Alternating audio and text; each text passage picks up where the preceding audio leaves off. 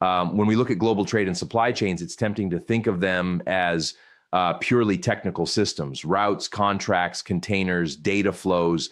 But in reality, they are deeply human systems built on predictability, trust, and a shared expectation that the world, despite its complexities, will remain navigable. War disrupts that fundamental assumption more than anything else. The first and most immediate way war impacts global commerce is through the disruption of transportation and logistics routes. This is not just about damaged infrastructure, though that is significant, but about the sudden loss of reliability. Ports that once operated as critical hubs can become unusable overnight. Airports may close not only because of physical danger, but because of airspace restrictions. Shipping lanes, which carry the vast majority of global trade, can be rerouted or avoided entirely if they pass near conflict zones. What appears on a map as a simple redirection is, in practice, a cascading set of delays, cost increases, and inefficiencies that ripple across continents. But the deeper issue is not just physical disruption, it is psychological. Global trade depends on the expectation that routes will remain open and secure. Once that expectation is broken, even temporarily, uncertainty begins to dominate decision-making. Shipping companies, insurers, and governments all adjust their behavior rapidly. Insurance premiums for cargo passing near conflict zones can spike dramatically, sometimes making trade economically unviable. When risk becomes too high, trade doesn't just slow, it stops. This is where the invisible architecture of global trade becomes visible, right? Under normal conditions, the system operates with remarkable efficiency because it is built on optimization, just-in-time delivery, lean inventories, tightly synchronized supply chains. These systems are not designed to absorb shocks of this magnitude. When war disrupts a key transit point, the system doesn't just bend, it fractures. A single bottleneck can delay the movement of goods thousands of miles away, affecting industries that have no direct connection to the conflict itself. Think about the cascading effect. A delayed shipment of semiconductors due to rerouted shipping can halt automobile production in another continent. A blocked shipping lane can delay food supplies, increasing prices and triggering political pressure in importing nations. These are not isolated events. They are interconnected consequences that reveal how deeply integrated the global economy has become and how fragile that integration can be under stress. At a more philosophical level, war forces a recalibration of risk. In times of stability, efficiency is the dominant principle. Companies optimize for cost, speed, and predictability. But when conflict enters the equation, resilience suddenly becomes more valuable than efficiency. This shift has profound implications. Businesses begin to diversify suppliers, stockpile inventory, and reconsider their dependence on certain regions. What was once seen as inefficient redundancy becomes a strategic necessity. This transformation, however, is neither simple nor immediate. It requires time, capital, and a willingness to accept short-term inefficiencies in exchange for long-term security. And that is not always easy for businesses operating under pressure to deliver quarterly results. So there is a tension between the immediate logic of markets and the longer-term logic of geopolitical risk. From a global perspective, this tension reshapes trade routes in subtle but lasting ways. New corridors emerge while old ones decline. Countries that were once central to global logistics may find themselves bypassed while others gain strategic importance. This redistribution of trade flows is not just economic, it is geopolitical. It shifts influence, alters alliances, and changes the balance of power in ways that can persist long after the conflict has ended. And we should not underestimate the human dimension of all this. Behind every rerouted shipment are people, dock workers, truck drivers, warehouse employees whose livelihoods depend on the smooth functioning of these systems. When trade slows or stops, it is not just numbers on a balance sheet that are affected. It is communities, families, and entire local economies. In this sense, war does not just disrupt supply chains, it reveals them. It exposes their vulnerabilities, their dependencies, and their limits. It forces us to confront a fundamental question. How much fragility are we willing to accept in exchange for efficiency? And perhaps more importantly, what kind of global system do we want to build in response to that realization? Because ultimately, the disruption of transportation and logistics is not just a logistical problem, it is a strategic one. It is a reminder that in a connected world, stability anywhere is stability everywhere, and instability anywhere can quickly become instability everywhere. And if there is one lesson we take from this, it is that resilience is no longer optional. It is the new foundation of global commerce. If transportation is the visible backbone of global trade, then energy and commodities are its lifeblood. And when war enters the system, this is often where the first and most profound shock is felt. Because unlike many other goods, energy is not just another input, it is foundational. It powers economies, it sustains industry, and it underpins the very systems that allow global trade to function in the first place. When conflict erupts in key regions, especially those that are central to oil and gas production or transit, markets react almost instantly. But what we often miss is that this reaction is not purely rational, it is deeply psychological. Markets are forward-looking. They don't just respond to what is happening, they respond to what might happen. And war introduces a level of uncertainty that is fundamentally difficult to price. This is why, even before physical supply is significantly disrupted, we often see sharp spikes in energy prices. Traders begin to anticipate worst-case scenarios: a blocked shipping lane, a damaged pipeline, a disrupted supply route. These expectations, whether or not they materialize, become self-fulfilling drivers of volatility. Prices rise, sometimes dramatically, not just because supply has been reduced, but because fear has entered the equation. And this is critical because volatility itself becomes a form of disruption. When energy prices fluctuate wildly, businesses struggle to plan. Manufacturers face uncertainty in production costs. Transportation becomes more expensive. Consumers feel the impact through inflation. In this way, war in one region can ripple through the global economy, affecting everything from food prices to industrial output in countries far removed from the conflict. But there is a deeper layer to this. Energy markets are not just economic, they are geopolitical. Control over energy resources has always been a source of power, and during times of war, that reality becomes even more pronounced. Countries may restrict exports either as a strategic move or due to domestic needs. Others may impose sanctions, cutting off supply routes that once flowed freely. What was once a market governed by supply and demand becomes a landscape shaped by strategy, alliances, and sometimes coercion. This shift has profound consequences. For countries heavily dependent on imports, energy security becomes a central concern. Governments are forced to act quickly, securing alternative suppliers, building reserves, or investing in new infrastructure. But these are not quick fixes. They take time, coordination, and in many cases, significant financial investment. In the meantime, economies must absorb the shock. And then there are the commodities: metals, grains, agricultural products, each of which plays a critical role in the global system. War can disrupt not only the production of these commodities, but also their export routes. Fertile regions may become inaccessible, ports may close, supply chains may fracture. The result is a tightening of global supply, which drives up prices and creates pressure on importing nations. So this is where the interconnected nature of our world becomes both a strength and a vulnerability. On the one hand, global trade allows for efficiency and access to resources across borders. On the other hand, it creates dependencies that can be exposed during times of crisis. A disruption in one region can quickly become a global issue, not because the entire system is fragile, but because it is so tightly linked. We also need to recognize the social and political consequences of rising energy and commodity prices. Inflation driven by these factors does not affect everyone equally. It disproportionately impacts lower income populations, both within and across countries. When the cost of basic goods rises, it can lead to social unrest, political instability, and shifts in public sentiment rights. Governments under pressure may change policies, alter alliances, or intervene more aggressively in markets. In this sense, energy is not just an economic input, it is a political catalyst. It shapes domestic stability, international relations, and the decisions that leaders make under pressure. And during wartime, those pressures intensify. There is also a strategic adaptation that occurs over time. Countries begin to rethink their energy dependencies. They invest in diversification, renewable sources, and domestic production. They seek to reduce vulnerability by spreading risk across multiple suppliers and energy types. This is not just about economics, it is about sovereignty and security. The ability to withstand external shocks becomes a defining feature of national strength. But these transitions are rarely smooth. They involve trade-offs. They require balancing short-term stability with long-term resilience. And in a world where crises can emerge quickly and unpredictably, that balance is difficult to maintain. So what we are really observing is not just a disruption of supply, but a reordering of priorities. War forces both markets and governments to confront uncomfortable truths about dependence, risk, and resilience. It exposes the fragility beneath the surface of what appears to be a stable system. And perhaps that is the most important insight here. Energy and commodities are not just commodities in the traditional sense. They are strategic assets. They are instruments of power. In times of war, they become central to the broader contest, not just for resources, but for influence, stability, and control. So when we talk about the impact of war on global trade, we are really talking about something much deeper. We are talking about how uncertainty reshapes behavior, how fear moves markets, and how the pursuit of security, economic, political, and social reshapes the global system itself. Because in the end, the question is not just how we manage energy and commodities during conflict. The question is how we build a system that can endure when the ground beneath it is no longer stable. And when we think about global trade, it's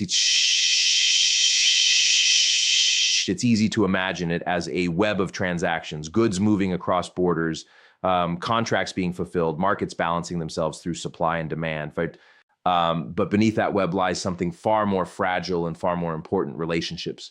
Trade is not just about goods and services. It is about trust between countries, between institutions, and ultimately between systems that rely on one another to function. War disrupts that trust almost immediately. The third major impact we see is the breakdown of international trade relationships. This doesn't always happen in a single moment. It can unfold gradually through sanctions, export controls, financial restrictions, and political pressure. But the direction is clear. War introduces division into a system that depends on connection. Sanctions are often the first tool that governments reach for.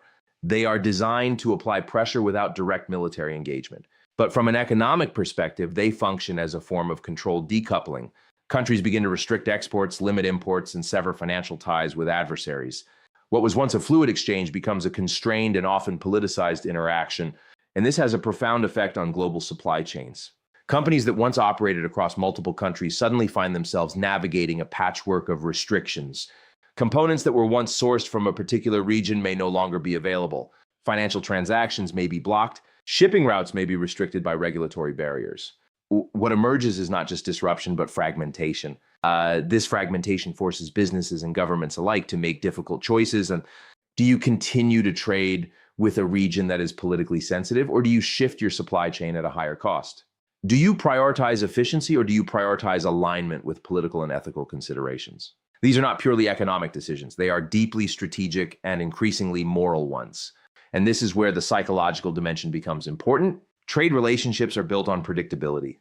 When countries enter into agreements, there is an implicit assumption that those agreements will be honored, that rules will be followed, and that the system will remain relatively stable. War challenges that assumption. It introduces a level of unpredictability that can erode confidence, not just in one region, but across the entire global system. Once trust begins to erode, it is very difficult to rebuild. Companies begin to hedge their exposure. Governments begin to reassess their alliances. Investment decisions become more cautious. Over time, this leads to a reconfiguration of global trade, not necessarily a collapse, but a shift toward greater fragmentation and regionalization. We are already seeing signs of this. Countries are increasingly looking to diversify their trade partners to reduce dependence on any single region or supply chain. Terms like friendshoring and nearshoring have entered the global vocabulary. These are not just buzzwords, they are reflections of a deeper strategic shift. What we are witnessing is a move away from pure globalization toward a more complex, more fragmented model of interconnectedness. This shift has both benefits and costs. On one hand, it can increase resilience. By diversifying supply chains, countries and companies can reduce their vulnerability to shocks in any one region.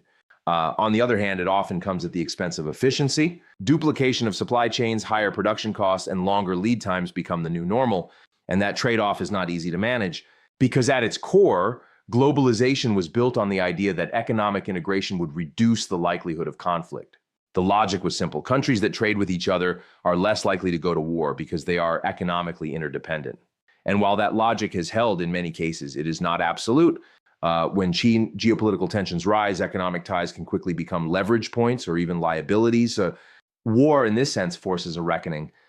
It exposes the limits of economic interdependence as a guarantee of peace. And it forces us to confront a more uncomfortable truth that economic systems, no matter how interconnected, are ultimately subject to political realities. This is where the role of governments becomes central. In times of conflict, states take a more active role in shaping trade policy. They impose restrictions, negotiate exemptions, and use trade as a tool of foreign policy. The line between economics and geopolitics becomes increasingly blurred. And for businesses, this creates a new kind of operating environment, one where decisions are not just about cost and efficiency, but about navigating geopolitical risk.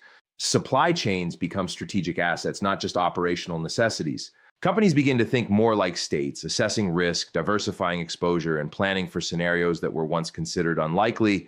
But perhaps the most important consequence of all this is the redefinition of global relationships. As trade relationships break down or are reconfigured, countries begin to align themselves differently. New alliances emerge. Old partnerships are tested. The global map of economic cooperation starts to shift, often in ways that are difficult to predict. And this is not a temporary adjustment. Once supply chains are restructured, once new trade routes are established, and once new alliances are formed, those changes tend to persist. They create new patterns of dependency, new centers of influence, and new forms of competition. So when we talk about the breakdown of international trade relationships, we are not just talking about the disruption of commerce.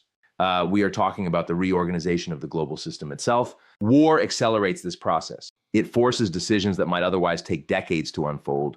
It compresses time, intensifies pressure, and reshapes the rules of engagement.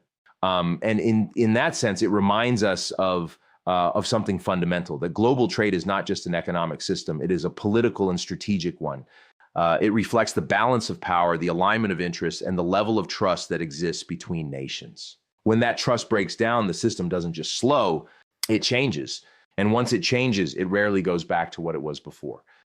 If we follow the chain of disruption from transportation to energy to trade relationships, the final piece brings everything into focus, production itself. Because ultimately, global supply chains exist to support one fundamental outcome, getting goods made. And when war enters the system, production doesn't just slow down. In many cases, it breaks. At a basic level, production depends on three things: access to inputs, availability of labor, and functional infrastructure. War disrupts all three simultaneously. Factories may be physically damaged. Workers may be displaced or unable to reach their jobs. Supply routes for raw materials may be cut off. And even if a factory remains intact, it cannot operate in isolation. It relies on a complex network of inputs that span across borders. So what we begin to see is a cascading effect. A disruption in one part of the world creates shortages in another. A missing component halts an entire production line. A delayed shipment of raw materials forces factories to reduce output or shut down temporarily. And when that happens, the impact is not contained, it spreads. This is where the concept of the just-in-time economy becomes both its greatest strength and its greatest vulnerability. For decades, companies optimized production by minimizing inventory and maximizing efficiency. The idea was simple: reduce waste, lower costs, and keep goods flowing as smoothly as possible. And under stable conditions, this model works remarkably well. But war introduces instability. And when systems are built for stability, they struggle under conditions of uncertainty. Just-in-time systems have very little buffer. There is no excess capacity, no significance of passive materials to fall back on. So when a disruption occurs, there is little room to absorb the shock. This leads to shortages, not just localized shortages, but global ones. A disruption in the production of a key component, say semiconductors, chemicals, or industrial metals, can affect entire industries. Automobiles, electronics, construction, healthcare, virtually every sector is dependent on these inputs in some form. And when shortages emerge, they create a feedback loop. Scarcity drives up prices. Higher prices reduce demand. Reduced demand leads to production adjustments. And those adjustments can lead to further disruptions. It becomes a cycle that is difficult to break, especially when the underlying cause, war, remains unresolved. But beyond the economic mechanics, there is a deeper psychological dimension at play. Production is built on expectation. Companies invest in factories, hire workers, and commit capital because they expect that the system will remain stable enough to justify those investments. War undermines that expectation. It introduces doubt, not just about current operations, but about future viability. When uncertainty increases, decision-making becomes more conservative. Companies delay investments. They scale back expansion plans. They hold on to capital rather than deploying it. And this hesitation, multiplied across thousands of firms, leads to a broader slowdown in economic activity.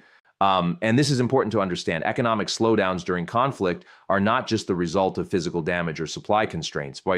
They are also the result of behavioral changes. Fear, caution, and uncertainty shape decisions in ways that compound the material effects of war. There is also a human cost that often goes unseen in these discussions. When production slows, it is not just output that is affected, it is employment. Workers lose hours, wages, or entire jobs.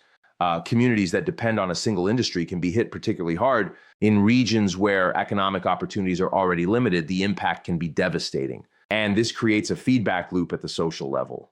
Economic hardship can lead to political instability. Political instability can further disrupt production, and the cycle continues. War doesn't just disrupt systems, it reshapes societies. At the same time, we often see shifts in global production patterns. Companies begin to reassess where they manufacture goods. They look for regions that are perceived as more stable, more predictable, or more aligned with their strategic interests. This leads to a gradual reconfiguration of global manufacturing hubs.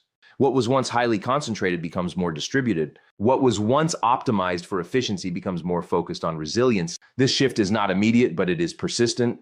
Over time, it changes the geography of global production, and that has long-term implications. Because once production shifts, it is difficult to reverse. Infrastructure is built, supply chains are established, workforces are trained. These are not temporary adjustments. They are structural changes that reshape the global economy. So in the context of war, production becomes more than just an economic function. It becomes a strategic consideration. It becomes a question of where power is concentrated, how resilience is maintained, and how societies adapt to disruption. And perhaps most importantly, it forces us to confront a broader truth about the global system we've built. We have created an economy that is highly efficient, deeply interconnected, and incredibly productive. But that same system is also vulnerable to shocks. It relies on stability, predictability, and cooperation, conditions that cannot always be guaranteed in a world shaped by geopolitical competition. War exposes that vulnerability. It reveals the limits of optimization, and it forces us to ask a difficult but necessary question. How much efficiency are we willing to sacrifice in order to build systems that can withstand disruption? Because in the end, production is not just about making goods. It is about sustaining societies. It is about maintaining the flow of resources that people depend on every day. And when that flow is interrupted, the consequences extend far beyond economics. They reach into the fabric of everyday life. And that is the ultimate lesson here. In a world where conflict can emerge without warning, resilience is not a luxury. It is a necessity, and the future will belong to those who understand the difference.